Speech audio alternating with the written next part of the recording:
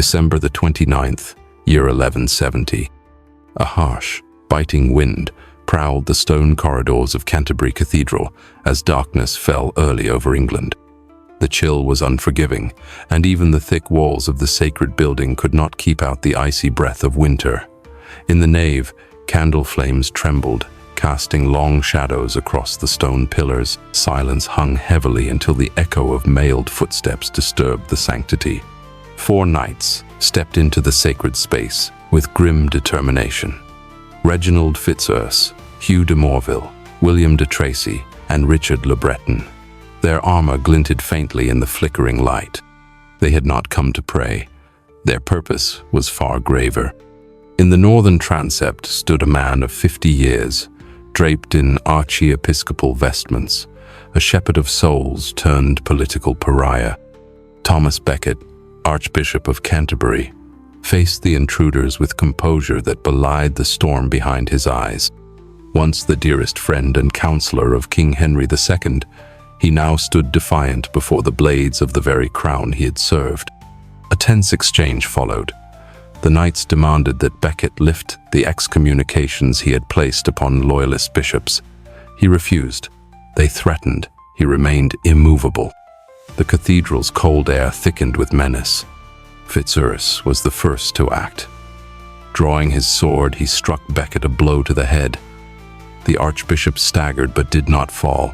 As he dropped to his knees in prayer, the other knights closed in. Swords rose and fell, steel clashing against bone. Edward Grimm, a devoted monk, tried to shield Becket but was wounded. The final blow was so violent it split Becket's skull, spilling his brains onto the cold stone floor. One knight reportedly scoffed, "He will rise no more." But what chain of events could lead to such sacrilege in the holiest site of England? Thomas Becket was born around the year 1120 in London to Norman merchants Gilbert and Matilda. Though not noble, his family afforded him a solid education. He studied at Merton Priory, then later in Paris and Bologna, mastering theology, law, and Latin. His brilliance caught the attention of Theobald, then Archbishop of Canterbury, who made Becket his archdeacon. It was Theobald who recognized the young man's talent for diplomacy, sending him on missions to Rome and recommending him to King Henry upon his accession in 1154. Henry, barely 21, was a vigorous and ambitious monarch who sought to consolidate royal authority. Upon Theobald's advice, he appointed Becket as Lord Chancellor. It was an inspired choice. Becket threw himself into the role with zeal, collecting taxes, managing lands, and even raising troops. He lived lavishly, more like a prince than a cleric. His household was extravagant, and he maintained a private militia. Despite the formality of their positions, Henry and Becket became extraordinarily close. Chronicles describe them as soulmates in statecraft, sharing jokes, hunting trips, and feasts. Henry found in Becket both a mirror of his own intellect and a loyal executor of his will. Their bond was so strong that some courtiers whispered it was unhealthy, too much power resting between two men who seemed to have no boundaries between public role and personal affection. Becket's authority was nearly unrivaled, second only to the king himself, and he wielded it with pride and efficiency. But that bond was tested in 1162. When Theobald died, Henry sought to install Becket as Archbishop of Canterbury, believing he could wield the church through his friend. Becket warned him, "Should God permit me to be Archbishop, we shall soon part company." Henry dismissed the caution. Becket's transformation after his consecration was both spiritual and political. He shed his finery for coarse wool, he fasted, wore a hair shirt, and spent hours in prayer. His ambition turned away from courtly affairs toward defending the independence of the church.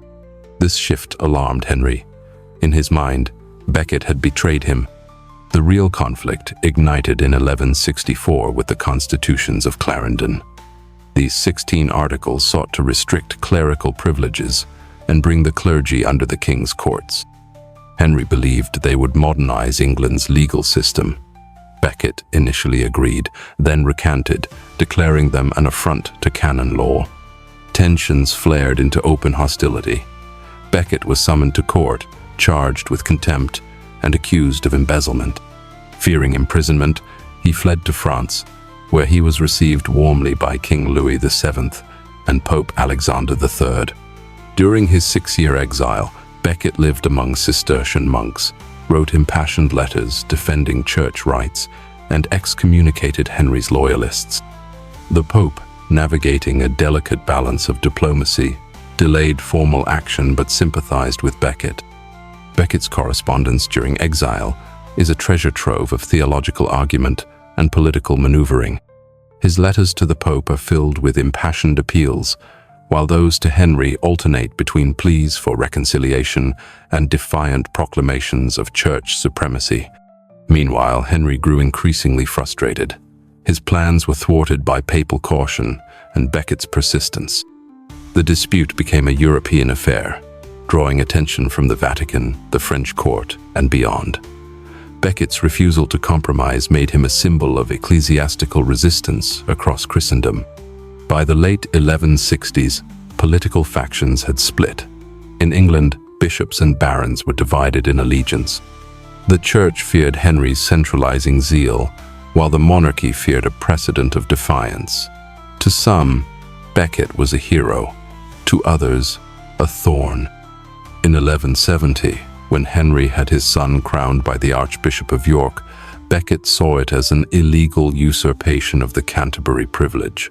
He retaliated by excommunicating the bishops involved. Henry, under immense diplomatic pressure, agreed to a temporary truce.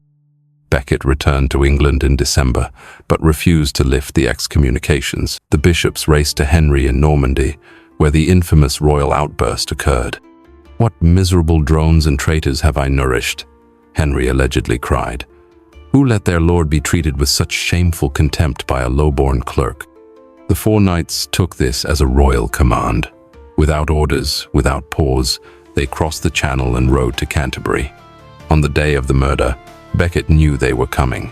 He refused to flee. He refused to bar the doors of the cathedral.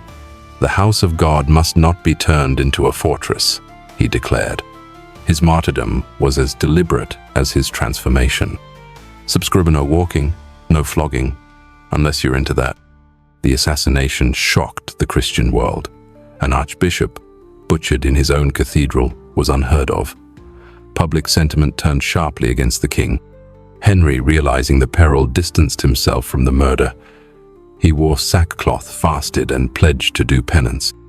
In July of 1174, he traveled barefoot to Canterbury, where he was scourged by monks and kept vigil at Becket's tomb. Reports of miracles soon followed.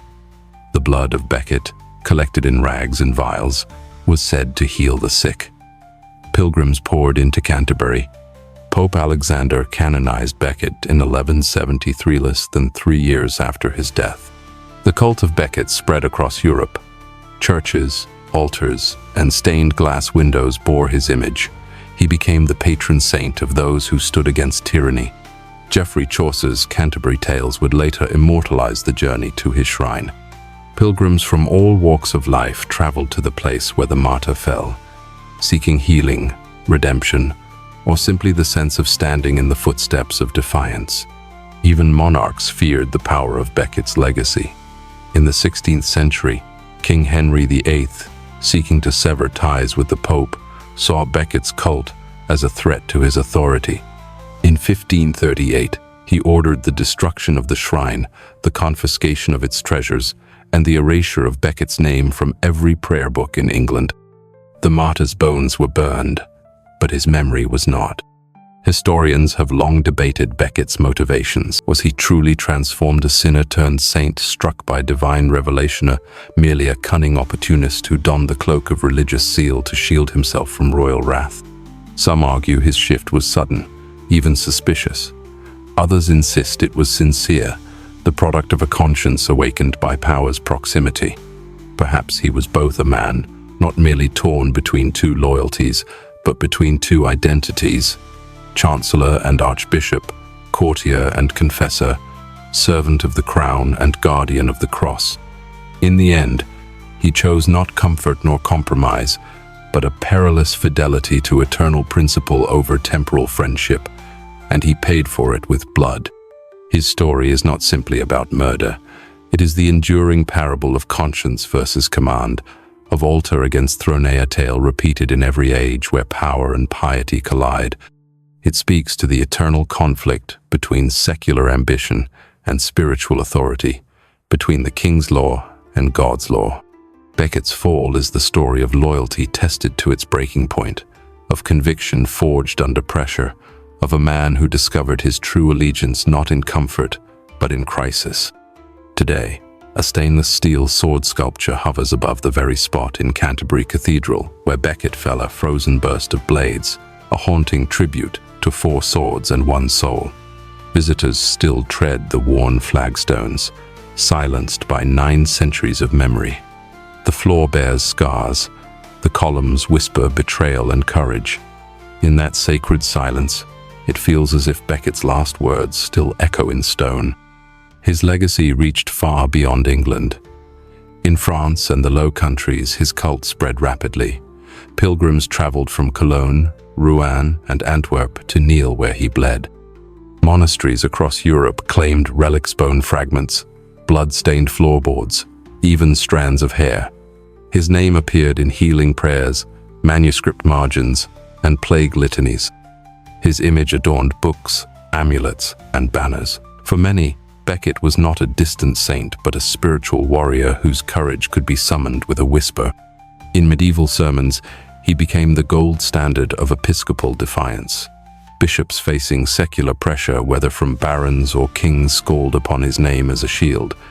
When a monarch overreached, clerics cried, "Remember Becket." Popes referenced his martyrdom when challenging emperors. His death became rhetorical gunpowder in the church's arsenal, an ever-burning torch passed down to ignite ecclesiastical resistance. No longer was martyrdom confined to distant Roman arenas. It now walked the cloisters of England, draped in silk and blood. Even in art, Becket's death gained an almost cinematic power. Gothic sculptures captured the moment in freeze-frame terror, a knight mid-swing with a broadsword, another pulling the archbishop's mitre from his head. Nearby, Edward Grimm, the faithful clerk who tried to shield his master, is often shown bleeding, his arm shattered as he attempted the impossible. In the stained glass of Chartres, Sens, and even Trondheim far to the north, Becket's murder became a visual catechism, a reminder of sacred duty and sacrificial faith. Panels depict not just the murder, but the aftermath: the body cradled, the blood scrubbed, the first pilgrims kneeling by candlelight. And yet, perhaps the most powerful dimension of Becket's story is not spiritual, but political. It did something extraordinary. It humanized kingship. Henry II's public penance walking barefoot through Canterbury's streets, allowing monks to whip him at the site of Becket's tomb, was not mere political theater. It redefined the role of the monarch in relation to the church. No longer could kings act with unchecked impunity.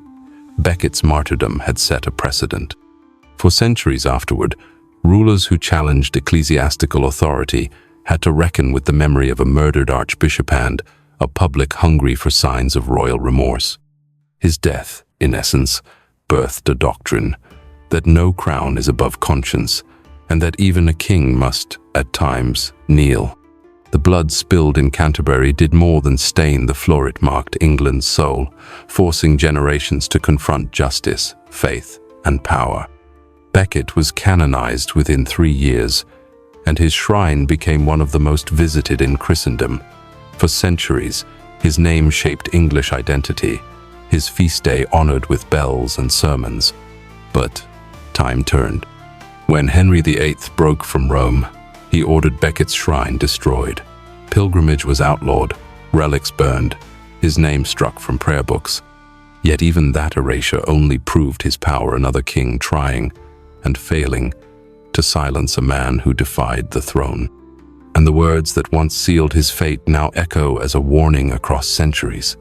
Careless words spoken in rage can birth legacies that kings cannot undo. Like bloody history, subscribeno martyrdom required.